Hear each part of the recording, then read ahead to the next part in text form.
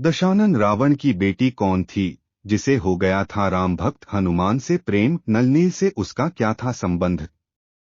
दशानन रावण के 7 पुत्र थे। इनमें मेघनाथ और अक्षय कुमार के बारे में ज्यादातर लोग जानते हैं। इनके अलावा अतिकाय, त्रिशिरा, प्रहस्त, नरांतक और देवांतक नाम के 5 अन्य पुत्र भी थे। दुनिया भर में वाल्मीकि रामायण के अलावा भी कई रामायण लिखी गई हैं। ऐसी ही 2 रामायण में लंका नरेश रावण की एक बेटी का भी जिक्र है। श्रीराम, राम भक्त हनुमान और रावण वध से जुड़ी कई कहानियां भारत ही नहीं, भारत के बाहर भी सुनी सुनाई जाती हैं।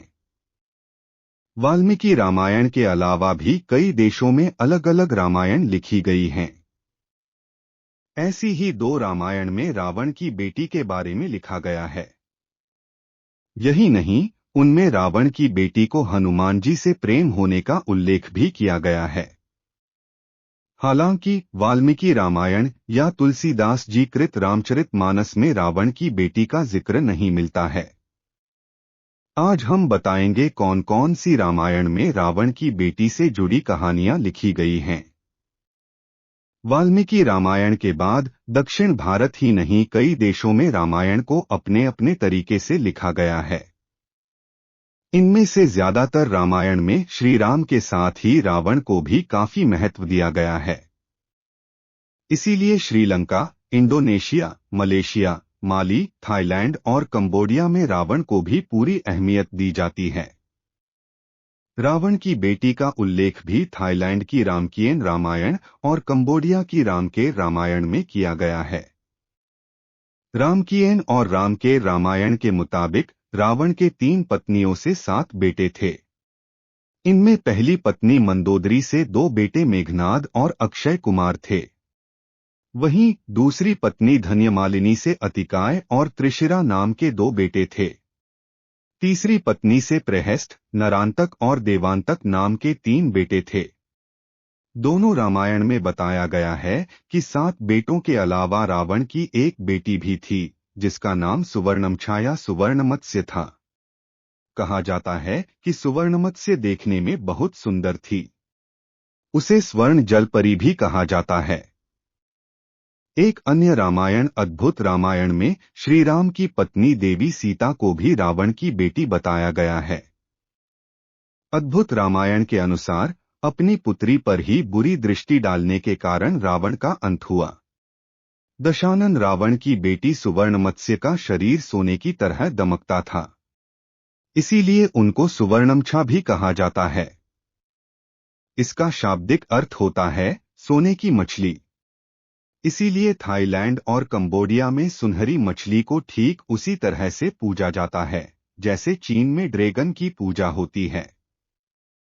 हालांकि थाईलैंड में कुछ जगहों पर उन्हें ऐतिहासिक थाई पात्र तोसाकांत की बेटी भी बताया गया है।